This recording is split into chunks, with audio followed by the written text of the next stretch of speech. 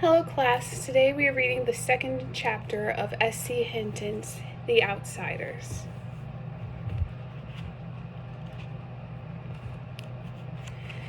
Chapter 2. Dolly was waiting for Johnny and me under the streetlight at the corner of Pickett and Sutton. Since we got there early, we had time to go over to the drugstore and the shopping center and goof around. We bought Cokes and blew the straws at the waitresses and walked around eyeing things that were lying out in the open until the manager got wise to us and suggested we leave. He was too late, though. Dolly walked out with 2 packages of Cools under his jacket. Then we went across the street and down Sutton a little way to the Dingo. There are a lot of drive-ins in town. The Socials go to the Way Out and to Rusty's, and the Greasers go to the Dingo and to Jay's. The Dingo is a pretty rough hangout. There's always a fight going on there, and once a girl got shot. We walked around talking to all the Greasers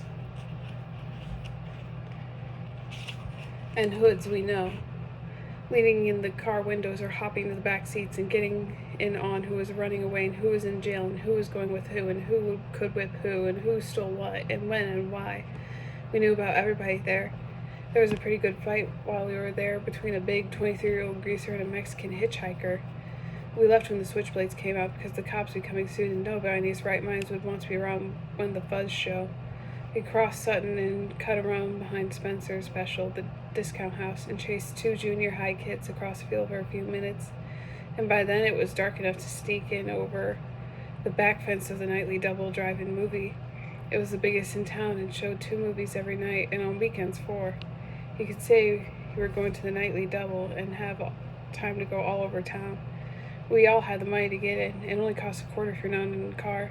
But Dolly hated to do things the legal way. He liked to show they didn't care whether there was a law or not. He went around trying to break laws. We went to the rows of seats in front of the concession to sit down. Nobody else was there except 2 girls who were sitting down front. Dolly eyed them coolly and then walked down to the aisle and sat right behind them. I had a sick feeling that Dolly was up to his usual tricks, and I was right. He started talking loud enough for the 2 girls to hear. He started out bad and got worse. Dallas could talk awful dirty if he wanted to, and I guess he wanted to then. I felt my ears get hot. 2 Bitter, Steve, or even Soda would have gone right along with him just to see if they could embarrass the girls. But that kind of cakes just doesn't appeal to me. I sat there, struck dumb, and Johnny left hastily to get a Coke. I wouldn't have felt so embarrassed if they had been greasy girls. I might have helped old Dallas, but those 2 girls weren't our kind. They were tough-looking girls, dressed sharp and really good-looking. They looked about 16, 17. One had short, dark hair, and the other had long red hair. The redhead was getting mad or scared. She sat up straight and she was chewing hard on her gum. The other one pretended not to hear Dolly. Dolly was getting impatient. He put his feet up on the back of the redhead's chair, winked at me, and beat his own record for saying something dirty. She turned around and gave him a cool stare. "Take your feet off my chair and shut your trap." Boy, she was good looking. I'd seen her before. She was a cheerleader at her school. I always thought she was stuck up. Dolly merely looked at her and kept his feet where they were. "Who's going to make me?" The other one turned around and watched us. That's the greaser that jockeys for the /J sometimes," she said, as if we couldn't hear. I had heard the same tone a million times. Greaser, greaser, greaser.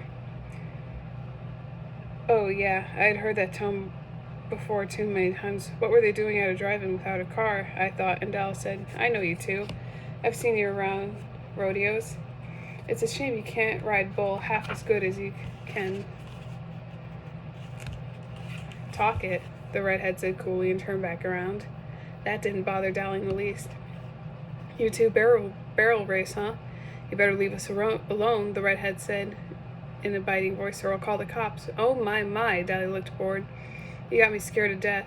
You ought to see my record sometime, baby." He grinned slyly. "Guess what I've been in for." "Please leave us alone," she said. "Why don't you be nice and leave us alone?" Dolly grinned roguishly. "I'm never nice. Want a Coke?" She was mad by then. "I wouldn't drink it if I was starving in the desert. Get lost, hood." Dolly merely shrugged and strolled off.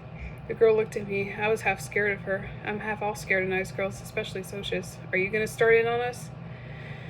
I shook my head, wide-eyed. "No." Suddenly she smiled. Gosh, she was pretty. "You don't look the type. What's your name?" I wish she hadn't asked me that. I hate to tell people my name for the first time. "Ponyboy Curtis." I then waited for the "you're kidding" or "that's your real name," or one of the other remarks I usually get. Ponyboy's my real name, and personally, I like it. The redhead just smiled. That's an original and lovely name.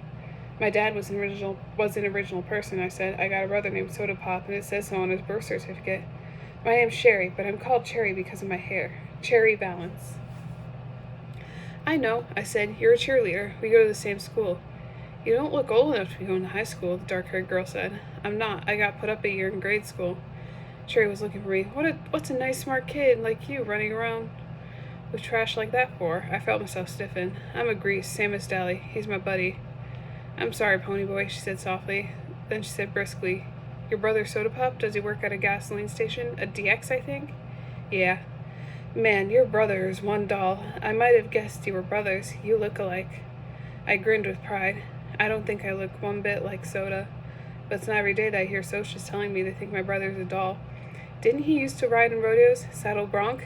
Yeah, Dad made him quick after he tore a ligament, though. We still hang around rodeos a lot. I've seen you two barrel race. You're good. Thanks, Cherry said, and the girl, who was named Marcia, said, How come we don't see your brother at school? He's not older than 16 or 17, is he? I went inside. I told you I can't stand that Soda dropped out. He's a dropout, I said roughly. Dropout made me think of some poor, dumb-looking hoodlum wandering the streets, breaking out streetlights. It didn't fit my happy-go-lucky brother at all. It fitted Dally perfectly. Could hardly say it about Soda. Johnny came back then and sat down beside me. He looked around for Dally, then managed to shy hi to the girls and tried to watch the movie. He was nervous, though. Johnny was always nervous about strangers. Cherry looked at him, sizing him up as she had me. Then she smiled softly, and I know she had sized him up right. Dally came, striding back with an armful of cokes. He handed one to each of the girls and sat down beside Cherry. This might cool you off. She gave him an incredulous look, then she threw her coke in his face. That might cool you off, greaser, and after you wash your mouth and learn to talk and act decent, I might cool off too. Dally wiped the coke off of his face with his sleeve and smiled dangerously. If I had been Cherry, I would have beat it out of there. I knew that smile. Fiery, huh? Well, that's just the way I like him. He started to pull his arm around her. But Johnny reached over and stopped him. Leave him alone, Dally.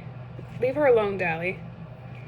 Huh? Dally was taken off guard. He stared at Johnny in disbelief. Johnny couldn't say boo to a goose. Johnny gulped and got a little pale, but he said, You heard me. Leave her alone. Dally scowled for a second. If it had been me or Two-Bit or Soda or Steve or anyone but Johnny, Dally would have flattened him without a moment's hesitation. You didn't tell Dally Winston what to do. One time in a dime store, a guy told him to move over at a candy counter. Dally had turned around and belted him so hard it knocked a tooth loose. A complete stranger, too. But Johnny was the gang's pet. And Dally couldn't hit him. He was Dally's pet, too. Dally got up and stalked off. His fist jammed in his pockets and frown on his face. He didn't come back. Cherry sighed in relief. Thanks. He had scared me to death. Johnny managed an admiring grin. You sure didn't show it. Nobody talks to Dally like that.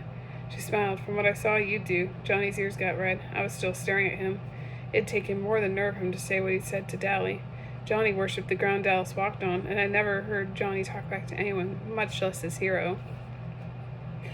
Marcia grinned at us. She was a little smaller than Cherry. She was cute, but that Cherry Valance was a real looker.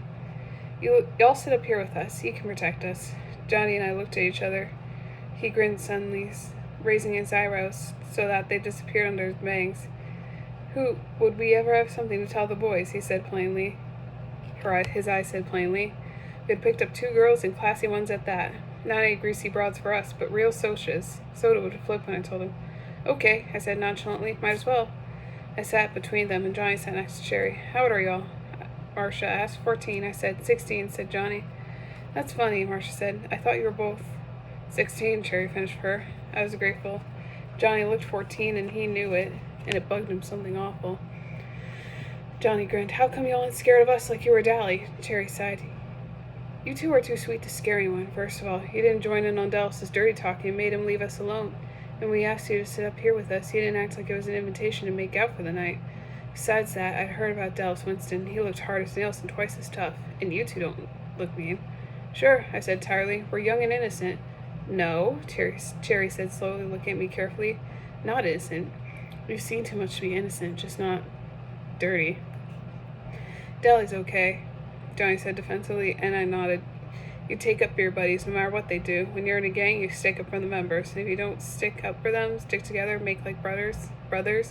It isn't a gang anymore. It's a pack. A snarling, distrustful, bickering pack like the Socs in their social clubs or the street gangs in New York or the wolves in the timber. He's tough, but he's a cool old guy. He'd leave you alone if he knew you, I said, and that was true. When Steve's cousin from Kansas came down, Dally was decent to her and watched his swearing. We all did around nice girls who were the cousinly type. I don't know how to explain it. We try to be nice to the girls we see once in a while, like the cousins or the girls in class. But we still watch a nice girl go by on a street corner and say all kinds of lousy stuff about her. Don't ask me why. I don't know why. Well, Marcia said with finality, I'm glad he doesn't know us. I kind of admire him, Cherry said softly, so only I heard. And then we settled down to watch a movie. Oh, yeah. We found out why they were there without a car. They came with their boyfriends, but walked out on them when they found out the boys had brought some booze along. The boys had gotten angry and left. I don't care if they did, Cherry sounded annoyed. It's not my idea of a good time to sit in with a drive-in and watch people get drunk. You could tell, by the way she said it, that her idea of a good time was probably high class and probably expensive. They decided to stay and see the movie anyway. It was one of those beach party movies with no plot and no acting, but a lot of girls in bikinis and some swinging songs, so it was all right. We were all four sitting there in silence. So when suddenly a strong hand came down on Johnny's shoulder and another on mine, and a deep voice said, "Okay, greasers, you've had it." I've almost jumped out of my skin. It was like having someone leap out from behind a door and yell, "Boo!" at you. I looked fearfully over my shoulder and there was Two-Bit grinning like a chessy cat. "Glory, Two-Bit, scare us to death." He was good at voice imitations and sounded for all the world like a snarling Soc. Then I looked at Johnny. His eyes were shut and he was as white as a ghost. His breath was coming in smoldered gas. Two-Bit knew better than to scare Johnny like that. I guess he'd forgotten. He's kind of scatterbrained. Johnny opened his eyes and said weakly, "Hey, Two-Bit." Two-Bit messed up his hair. "Sorry, kid," he said. "I forgot." He climbed over the chair and popped down beside Marcia. "Who's this? Your great-aunts?" "Great-grandmother's twice removed," Cherry said smoothly. I couldn't tell if Two-Bit was drunk or not. It was kind of hard to tell with him. He acts booze up, even when he's sober. He cocked one eyebrow up and the other down, which he always does when something puzzles him or bothers him, when he feels like saying something smart. "Shoot, if you're 96 if you're a day." "I'm a knight," Marcia said brightly. Two-Bit stared at her admiringly. "Brother, you're a sharp one. Where'd you two ever get to be picked up by a couple of greasy hoods like Pody and Johnny?" "We really picked them up," Marcia said. "We're really Arabian slave traders, and we're thinking about Shanghaiing them. They're worth 10 camel apiece at least. At least 5, Two-Bit disagreed. They don't talk Arabian, I don't think." "Say something in Arabian, Johnny Cake." "Aw, cut it out," Johnny broke in. "Dally was bothering them, and when he left, they wanted us to sit with them to protect him. Against wisecracking greasers like you, probably." Two-Bit grinned, because Johnny didn't usually get sassy like that. We thought we were doing good if we could get him to talk at all. Incidentally, we don't mind being called greaser by another greaser. It's kind of playful then. "Hey, where's old Dally, anyway?" "He went hunting some action, booze or dames or a fight. Hope he doesn't get jailed again. He just got out." "He'll probably find the fight," Two-Bit stayed cheerfully. "That's why I came over. Mr. Timothy Shepard and Co. are looking for whoever so kindly slashed our car tires, and since it's Mr. Curly Shepard's spotted Dallas doing it, well, does Dally have a blade?" "Not that I know of," I said. "I think he's got a piece of a pipe, but he busted his blade this morning." "Good. Tim will fight fair if Dally don't put up a blade on him. Dally shouldn't have any trouble." Cherry and Marcia were staring at us. "You don't believe in playing rough or anything, do you?" "A fair fight isn't rough," Two-Bit said. "Blades are rough, so are chains and heaters and pull sticks and rumbles. Skin fighting isn't rough. It blows off steam better than anything. There's nothing wrong with throwing a few punches. Socials are rough. They gang up on one or two, or they rumble at each other with their social clubs. Us greasers usually stick together. When we do fight amongst ourselves, it's a fair fight between the two. And Dally deserves whatever he gets, 'cause slashed tires ain't no joke when he got to work to pay for them. He got spotted too, and that was his fault. Our one rule besides stick together is don't get caught. He might get beat up, he might not. Either way, there's not going to be any blood feud between our outfit and the Shepards. If we need them tomorrow, they'd show. If Tim beats Dally's head in, then tomorrow us for helping a rumble will show. Dally was getting kicks. He got caught. He pays up. No sweat." "Yeah, boy," Cherry said sarcastically. "Real simple." "Sure," Marcia said unconcerned. "If he gets killed or something, you just bury him. No sweat. You did okay, baby. Two-Bit grinned and lit a cigarette. Anyone want a weed? I looked at Two-Bit admiringly. He sure putting things into words good. Maybe he was still a junior 18 and a half, and maybe sideburns were too long, and maybe he did get boozed up too much, but he sure understood things. Cherry and Marcia shook their heads at his offering of cigarettes, but Johnny and I reached for one. Johnny's color was back, and his breathing was regular, but his hand was shaking ever so slightly. A cigarette would steady it. Pony boy, will you come with me to get some popcorn? Cherry asked. I jumped. Sure, y'all want some? I do, said Marcia. She was finishing the Coke Dally had given her.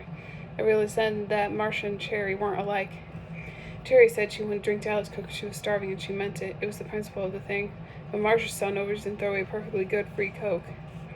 Me too, said Two-Bit. He flipped me a 50-cent piece. Get Johnny some too. I'm buying. He added as Johnny started reaching into his jeans pocket. We went to the concession stand, and as usual, there was a line a mile long, so we had to wait. Quite a few kids turned to look at us. You didn't see a Kid Grease and associate cheerleader together often. Cherry didn't seem to notice.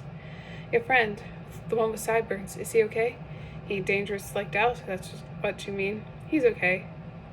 She smiled, and her eyes showed that her mind was on something else. Johnny, he'd been hurt bad sometime, hasn't he? It was more of a statement than a question. Hurt and scared. It was the socius, I said nervously, because there were plenty of socius milling around, and some of them were giving me funny looks, as if I shouldn't be with Cherry or something. And I don't like to talk about it either. Johnny getting beat up, I mean. But I started in talking a little faster than I usually do, because I don't like to think about it either. It was about almost 4 months ago. I'd walked down the DX station to get a bottle of pop and to see Steven soda, because they always buy me a couple bottles and let me help work on the cars. I don't like to go on weekends because there are usually a bunch of girls down there flirting with soda. All kinds of girls, socials too. I don't care too much for girls yet. Soda says I'll grow out of it. He did. It was a warmish spring day with the sun shining bright, but it was getting chilly and dark by the time we started for home. We were walking because we had left Steve's car at the station. At the corner of our block, there's a wide open field where we play football and hang out, and it's often a site for rumbles and fist fights. We were passing it, kicking rocks down the street, finishing our last bottles of Pepsi when Steve noticed something lying on the ground. He picked it up. It was Johnny's blue jeans jacket, the only jacket he had. Looks like Johnny forgot his jacket, said Steve, slinging it over his shoulder to take it by Johnny's house. Suddenly he stopped and examined it more carefully. There was a stain, the color of rust around the collar. He looked at the ground. There were some more stains on the grass. He looked up and across the field with a stricken expression on his face. I think we all heard the low moan and saw the dark, motionless hump on the other side of the lot at the same time. Soda reached for him first. Johnny was lying face down on the ground. Soda turned him over gently, and I nearly got sick. Someone had beaten him badly. We were used to seeing Johnny bandaged up. His father clobbered him around a lot, and although it made us madder than heck, we couldn't do anything about it. Those beatings had been nothing like this. Johnny's face was cut up and bruised and swollen. There was a wide gash from his temple to his cheekbone. He would carry that scar all his life. His white t-shirt was splattered with blood. I just stood there, trembling with the sun cold. I thought he might be dead. Surely nobody could be beaten like that and live. Steve closed his eyes for a second and muffled a groan as he dropped on his knees beside Soda.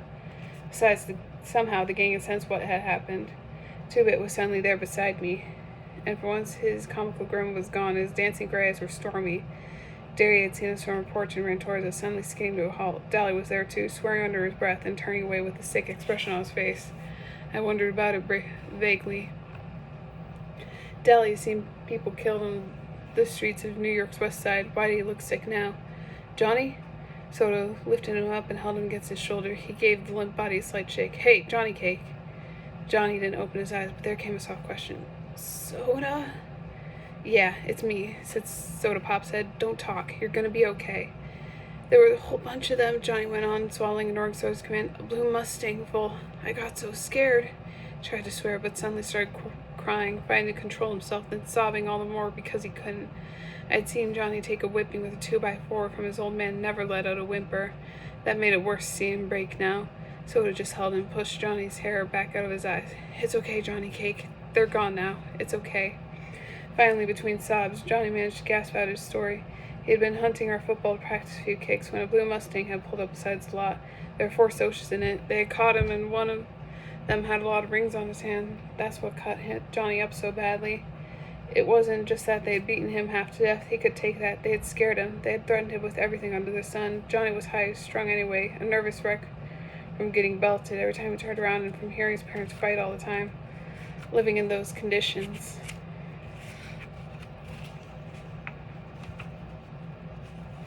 Might have turned someone else rebellious and bitter. It was killing Johnny.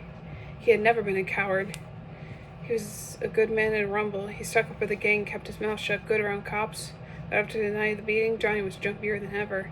I didn't think he'd get over it. Johnny never walked by himself after that. And Johnny, who was the most law-abiding of all of us, now carried in his back pocket a 6-inch switchblade. He'd use it too if he ever got jumped again. They'd scared him that much. He would kill the next person who jumped him. Nobody was going to beat him like that again, not over his dead body. I'd nearly forgotten Cherry wasn't listening to me, but when I came back to reality and looked at her, I was startled to find her as white as a sheet. All socias aren't like that, she said. You'll have to believe me, Ponyboy. Not all of us are like that. Sure, I said. That's like saying that all you greasers are like that Dallas Winston. I bet he's jumped a few people. I digested that. It was true. Dally had jumped people. He had stories about muggings, and he told us stories about muggings in New York that made the hair on the back of my neck stand up, but not all of us were that bad. Cherry no longer looked sick, only sad. I bet you think the socias have it made. The rich kids, the West Side socias. I'll tell you something, Ponyboy. It may come as a surprise. We have troubles you never even heard of. You want to know something? She looked at me straight in the eye. Things are rough all over. I believe you, I said. We better get back out there with the popcorn. Toolbit will think I ran off with his money. We went back and watched the movie through again. Marcia and Toolbit were hitting off just fine. Both had the same scatterbrained sense of humor, but Cherry and Johnny and I just sat there looking at the movie, not talking. I quit worrying about everything and thought how nice it was to sit with a girl without having to listen to her swear or to beat her off at the club. I knew Johnny liked it too. He didn't talk to girls much. Once, while Dallas was in reform school, Sylvia had started hanging on to Johnny and sweet-talking him, and Steve got hold of her and told her if she tried any of her tricks with Johnny, he'd personally beat the tar out of her. And he gave Johnny a lecture on girls and how sneaking a little broad like Sylvia would get him into a lot of trouble. As a result, Johnny never spoke to girls much. But whether that was because he was scared of Steve or because he was shy, I couldn't tell. I got the same lecture from Tuba after he picked up a couple of girls downtown one day. I thought it was funny, because girls are one subject even Derry thinks I use my head about. And it's really been funny since Tubit was half-crocked when he gave me the lecture. And he told me some stories that about made me want to crawl under the floor or something. But he had been talking about girls like Sylvia and the girls he and Dally and the rest had picked up at drive-ins in downtown. He had never said anything about Sochi girls, so I figured it was all right to be sitting there with them. Even if they did have their own troubles, I really couldn't see what Socials would have to sweat about. Good grades, good cars, good girls, Madras and Mustangs and Covares. Man, I thought if I had worries like that, I consider myself lucky. I know better now.